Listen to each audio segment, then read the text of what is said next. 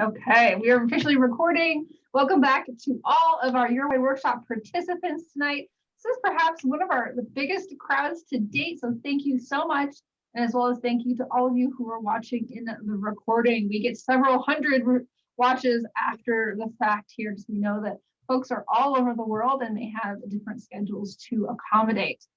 So one of the things that I wanted to do this year as part of these workshops is just to do a little short segment before we jump into our wrap up, because these folks just had some juicy, great conversations to share a sneak peek of something new we have coming up at Simple Scrapper. And this is a super fun thing. So if you're already a member, I will give you permission to go open a new tab and go find your latest issue of Spark Magazine. It is now available.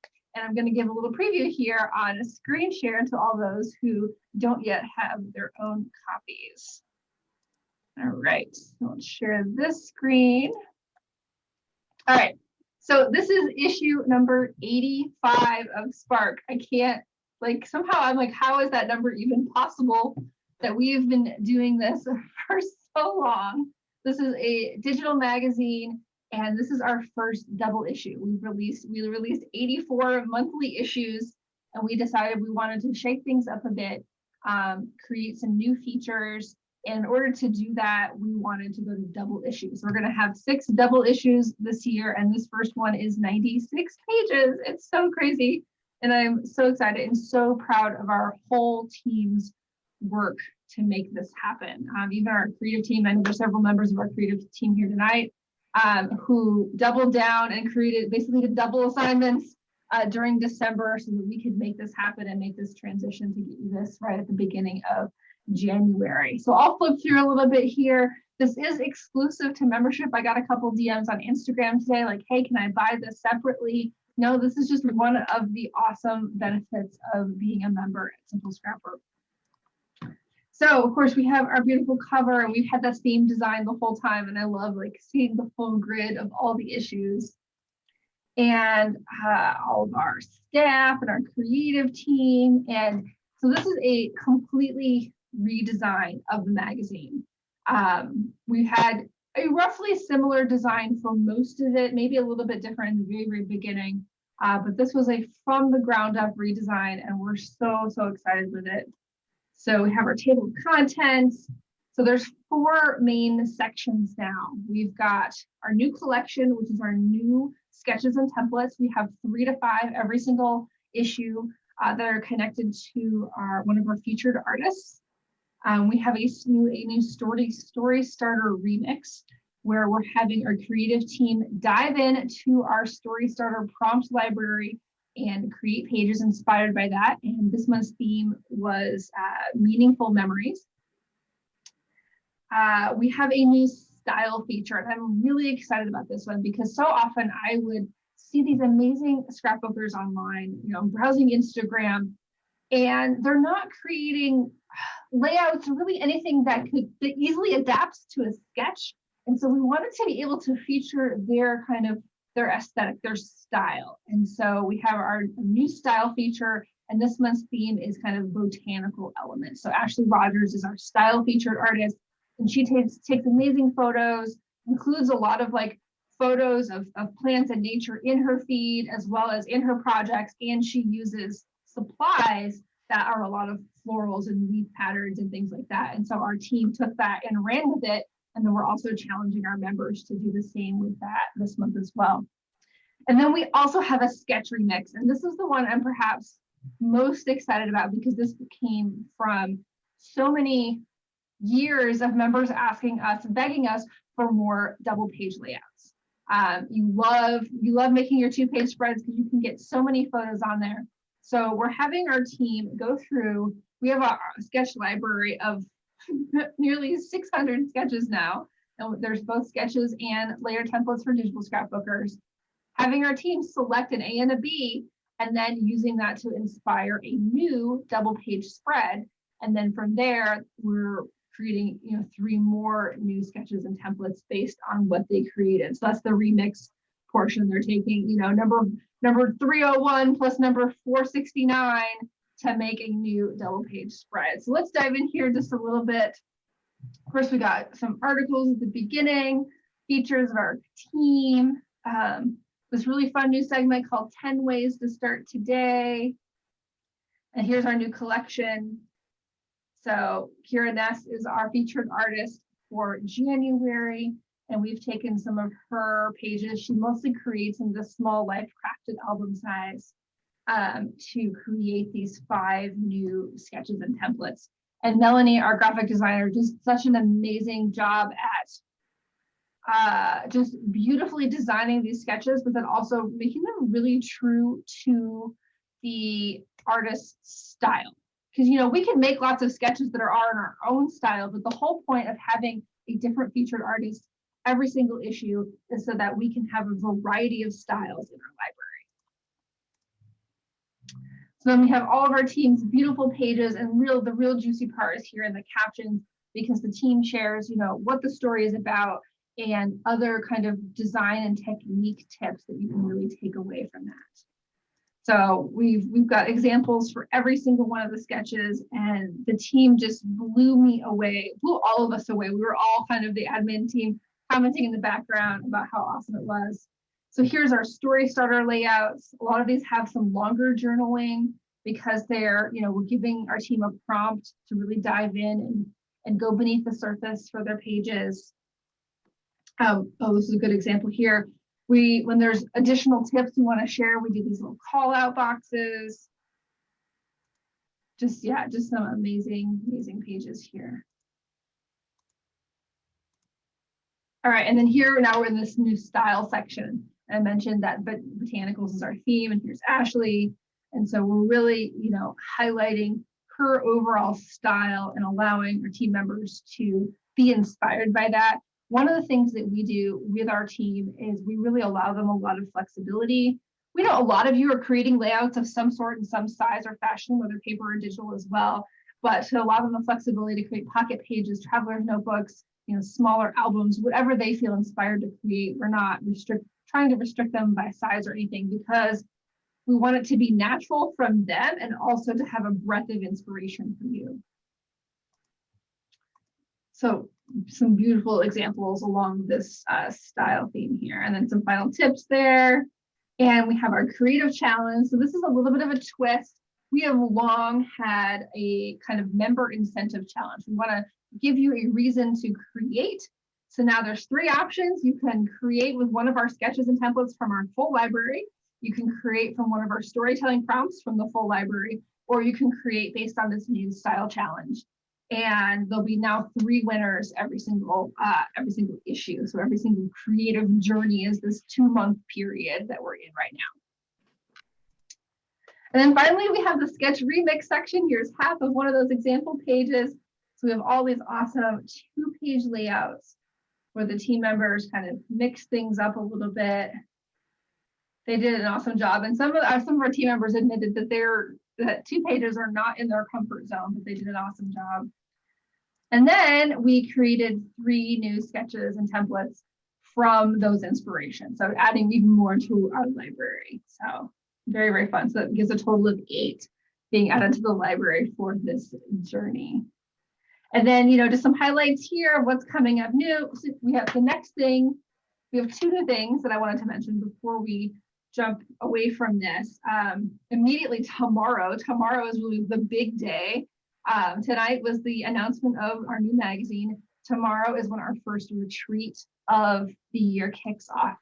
Our refresh retreats are something we've been doing for so many years now.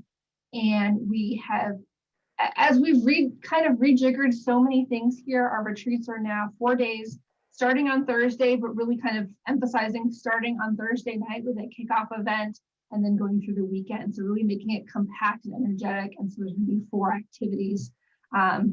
And we really try to make these a little bit different. It's not just a crop. It's not just make a page.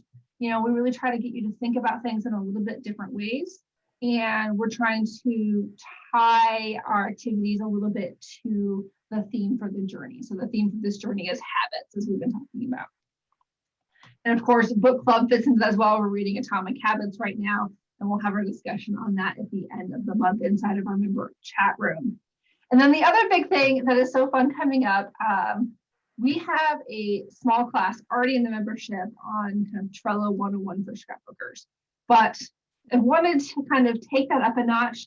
We'll actually be retiring that class and replacing it with a new one called the Trello Habit, which allows you to build a creative hub for all your project plans and your page ideas and everything that you want to store so that you can stay on track with all of your scrapbooking goals for the year. So I'm sure that was part of your discussion tonight, and I can't wait to hear about that.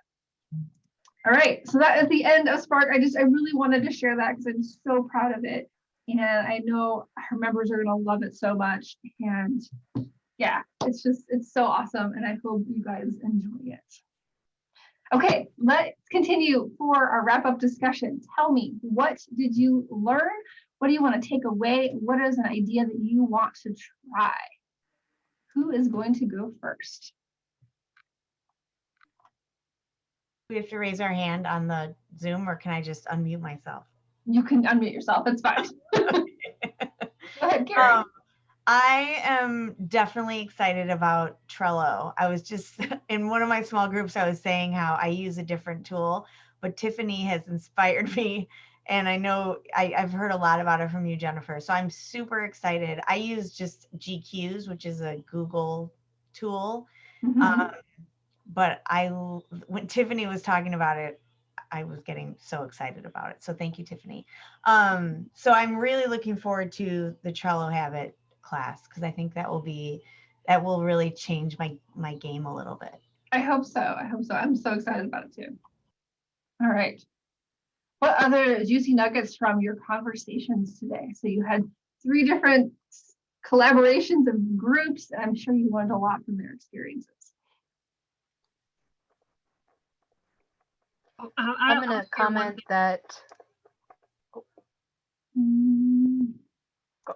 Okay. I'm going to comment that one of the gals at our last on the question 3 with the photos doing like a daily delete instead of like leaving it grow and grow and grow, right?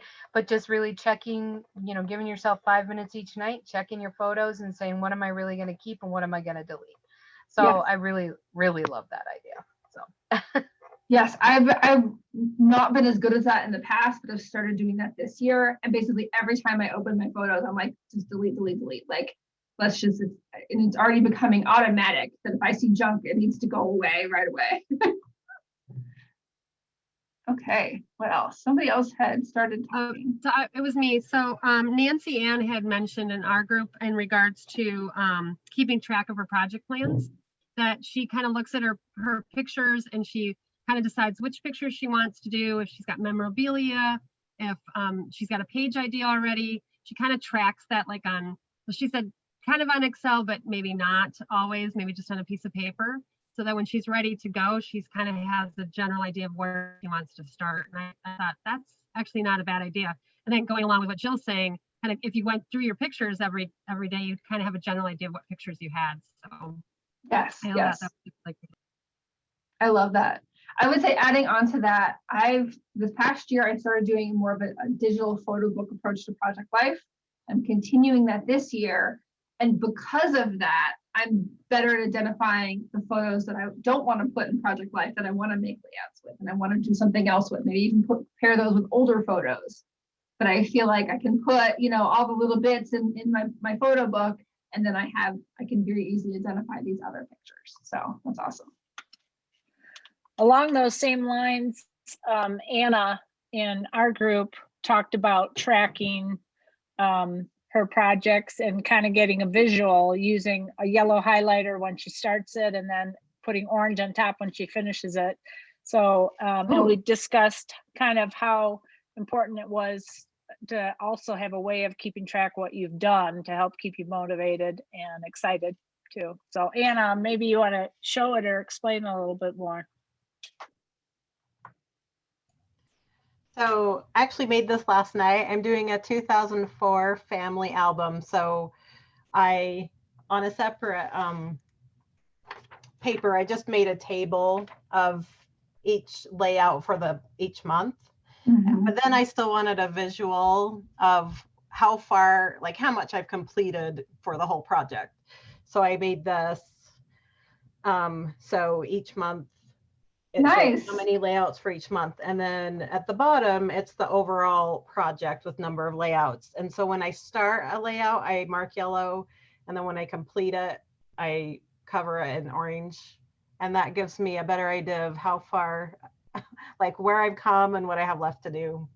A double plus gold star. You're part of the family. That's so awesome. Yeah, I think, and the other thing I had seen, I think some members in Simple Scrapper have done it too. They make a layout of the layouts they've made that year.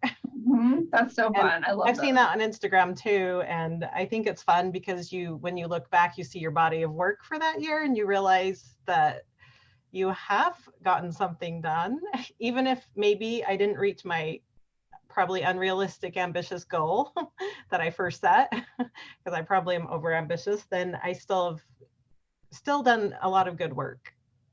Well, you can also see your own growth and your style change and just, yeah, there's so much you can see doing that and being able to look back on your work. I love that. Great idea. All right. What else?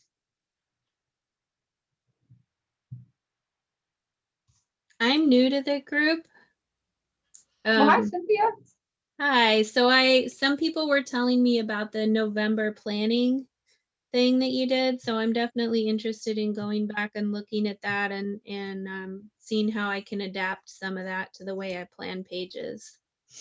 Yeah, so yeah, every year in November, we host a planning party to really help you download, and at the basis, it's so simple because you're really thinking about what worked well last year. And then what do I want to start, continue, and change for the new year?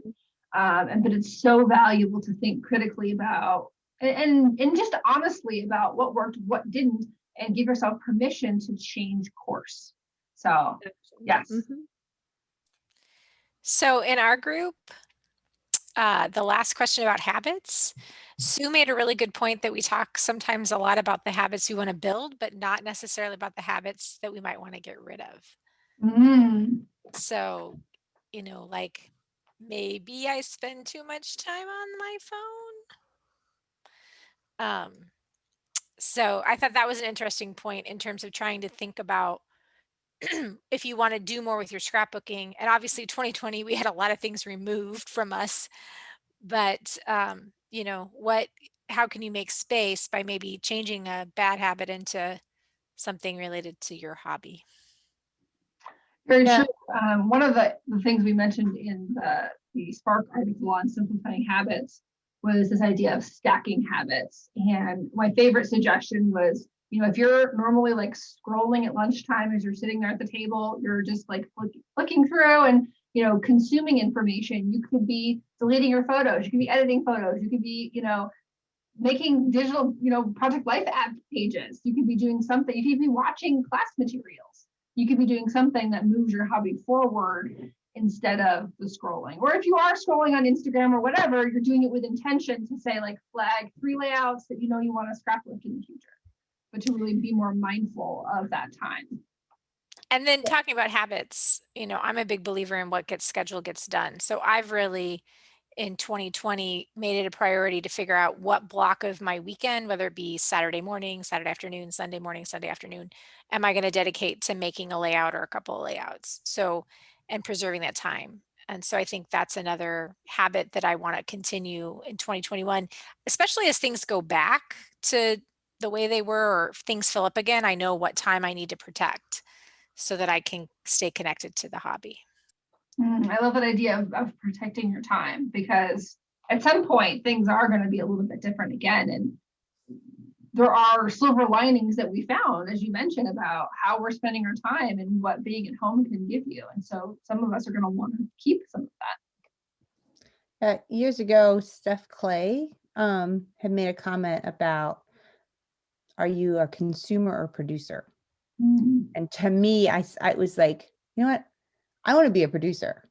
And that kind of thought really helped me switch over to creating more, making time for the hobby, whether it's in these groups, in my photos, actually creating, and less time scrolling. I don't know, that mindset change really helped when I thought about it in those terms, consumer or producer. Oh, I love that. That's brilliant. I think consumer and producer can also be with buying too much product as well and not using it. Not pointing fingers at anyone because I'm included in that. But I think that's something as well. Like making sure you're using your things to make things, not just buying things. Yes. I like to have kind of it doesn't have to be a perfect vision, but some sort of clarity of I want to use this in this certain type of way, and for these maybe certain types of photos, and kind of work towards that as a plan.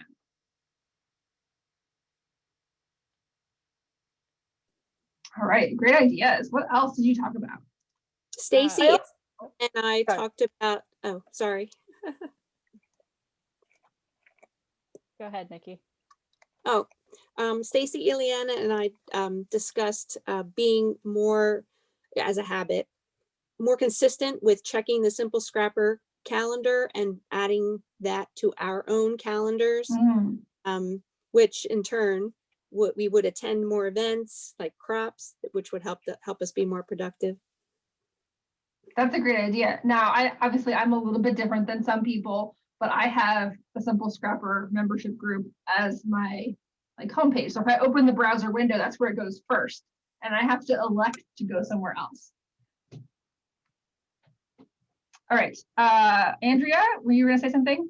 Yeah, kind of building off the same idea. So one of the habits that was shared in a couple of the groups I was in was that the sense of community when you're building a habit also kind of keeps you accountable. So one of the things that I want to integrate into my habits is setting an elected time to sit down and scrap. And what I'm choosing to do is watch YouTube videos that are live with people creating layouts. So I know I have like an hour and a half or 2 hours of time on a Thursday night. I'm going to sit down and watch that, and I'm going to create as well. I love that. That's perfect. Yes. Any kind of sense of accountability. And then, as Alyssa said, you can put on your calendar and want you to show up and do it. And all that activation energy you need to get started, a lot of that is removed. And now you're here and you're like, well, I guess I have to do something. So you do. I love it. Thank you. I have a friend that I scrapbook with through a Facebook group, and we get together 2 or 3 times a week in a Facebook room and scrapbook together. So that's been a nice way to where I can't actually go to a crop. I have somebody to bounce ideas off with and to have fun with. Yes. Community really makes a difference. All right, other ideas that you guys shared. What about other tricks for getting started? I've certainly used the timer trick where I can set the timer for 5 minutes, and if I'm not into it or not having made any progress in 5 minutes or 15 minutes, then I have permission to stop. Now, have I ever stopped? No, because I got into it, but I needed that timer to make me focus enough to actually kind of push the little ball down the hill. Other strategies or tricks that you use? April? Yeah, so I was telling my group that my sister gave me a ring light to kind of help with these Zoom calls. And so my kids have now figured out that if the light is on, that I'm on a Zoom. And I have now told them, because I've been doing the open crop Zooms, that if I'm on a Zoom, more than likely I'm not muted, I'm unmuted. So if you don't want to be a part of the class or a part of the Zoom, my kids need to be quiet. And it's been kind of helpful because they'll start to walk in to ask me a question and they see the light on and assume I'm on a Zoom and not muted, and they turn around and walk away. So it's kind of been a way to end some of those distractions. I'm sure for some people, it might be okay just to be able to say, hey, mom is busy right now. But my kids so do not want to be heard on somebody else's computer that they definitely do not talk to me if they think I'm unmuted. I love it. That is a genius mom hack for sure. Okay, other ideas that were shared tonight. These are all so great. Thank you, guys. I was going to share that making lists of layouts to do doesn't work for me. it goes into a black hole. And for some reason, like I have a page where I've written layout ideas that are 5 years old because it just doesn't excite me once. Also, I'm quick. So if I'm really excited about an idea, I would just, by the time I note the idea, I could have made the page anyway. So I just have learned that about myself. And I was telling my group, it's like meal planning. As soon as I write something for dinner on Wednesday, I don't want to do it on Wednesday or eat that thing. And I feel like that's how I am with layouts too. And I think it works for me because I'm quick and I have quite a bit of scrapbooking time. So I know I'm going to get to it. But by the time I go and write it somewhere in Trello or in a notebook, I might as well have just made the page. Because once I write it down, it's like never to be scrapped again for some reason. I don't know why. I'm with you on the meal plan thing, but I found that adding some sort of boundary to that list helps me. Like if I want to create a certain number of, like, let's just say it was 10 silhouette layouts. Like I want to use major silhouette cuts on 10 layouts this year. And if I have an idea, having a, fixed list, it helps me do that because I know that I can replace the idea if I don't like it, but I'm also working towards that goal, and that motivation supersedes the black hole of ideas. Because I'm like, I quit Pinterest, I quit delicious bookmarks before that because saving things for me was a black hole and I never went back. But when I create boundaries, the goal incentive gives me a little bit more of a nudge. One of the people meal planning, I read it down. I'm not going to eat that. One of the people in our group, I think it was when we were talking about how you keep track of your things or whatever, and somebody said, "Well, I don't really do any of that. I grab my pictures and I'm going to do something with them."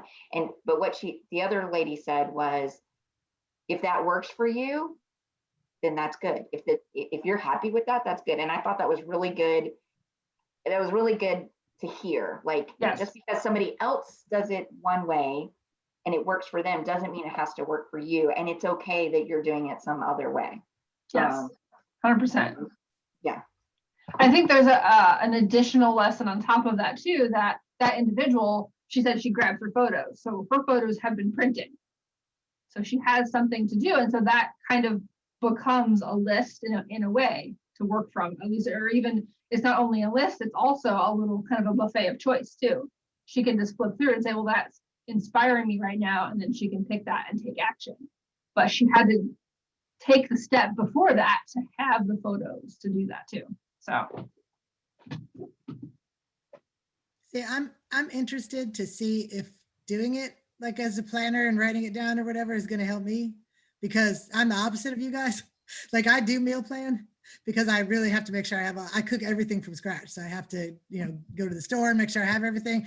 And if I look at my scrapbooking in that same way, then, and you have to eat, but so yeah, I think I need to maybe put it on the planner as like a thing that needs to be done instead of just hoping there's some leftover time where I'll wander in there. And then when I do, I am like, I'm just like, because I don't have a plan, then I can't get started. And so, but yeah, what she was bringing up about that it is, I mean, you emphasize that with the scrapbooking your way, that, it is like the thing that, you got to find what works for you. And that's why I love so many people coming with bringing ideas to the table. Well, as you said, you can get a lot of clues from your whole life outside of scrapbooking. Like think about the strategies that work for you to get the lawn mowed or the bed made. Like what do you use to make that happen?